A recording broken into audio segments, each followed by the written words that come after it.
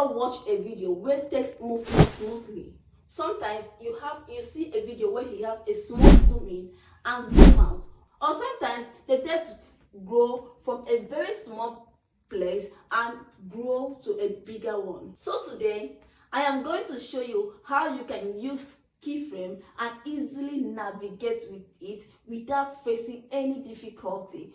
First of all, what are keyframes? Keyframes is simply the changes of position from one point to another. It is a point where you as the editor tells the app what you want the video to look like. For example, you have a small text on your timeline, but you want that text to grow bigger, just like this.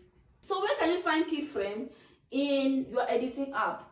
First of all, you have to select the clip of the video you want to apply keyframes to. Now note, if you don't select the clip, the keyframe will not come up, just like this. So let me quickly show you how you can use keyframe to move text. Let's say, for example, my text will start from point A and move it to point A. Okay, now I want this text to move from point A to point B.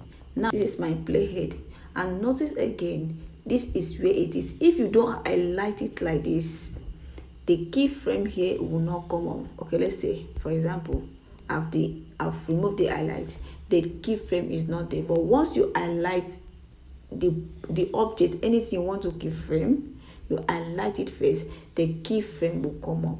So you take it here, so you take it here, so here it is. I want a keyframe to start from here. Now remember, our aim is to take it to point B. So we are going to take it, use your hand on the timeline, move it. Right now, where you stop, where this playhead is where you are in the want to stop. Just come up here, you use your hand there, drag it to point B. Okay, keyframe will be generated automatically. Look at what we just did. So for example, let's go back and play it and see. It has moved to the point B. Okay, move to point B. So now it is not smooth and I want something smoother. I will go to graph, I will check on ease out. Okay, you see it now. To zoom in. So this is exactly how you're gonna do it. First of all, you're gonna add one keyframe here where you want it to move. For example, here you add one. You take it further.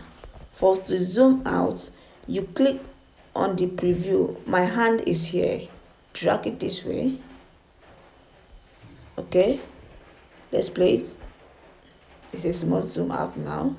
Then if I want to go back, I'll add another keyframe, take it a little bit further, then drag it with my hands on the screen. I'm moving it backward. Okay, so let's go in further. So the smooth zoom in and zoom out is done by keyframe. And the third one I'm gonna show you how you can use your keyframe is by flipping in and flipping out. So let's go. Object to flip, you take your playhead here. I'm working on this one. Click on this one on keyframe, add a keyframe, then move your playhead forward. I'm gonna flip it upward. Yeah, gonna flip it upward. Keep a space again, add keyframe, then you're gonna flip it back. Okay, so let's play it and see.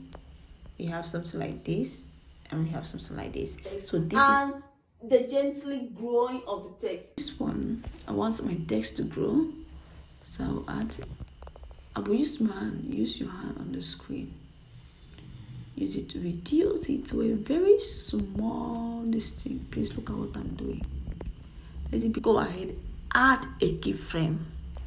You see, when you add a keyframe, you are add a keyframe. If you want to remove the keyframe, you click on minus keyframe. For now, we're adding a keyframe. Okay, this is the keyframe.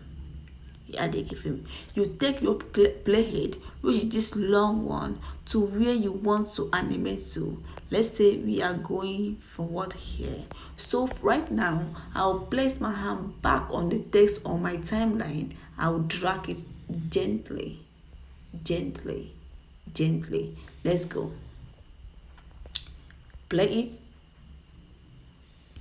So this is the work of the keyframe.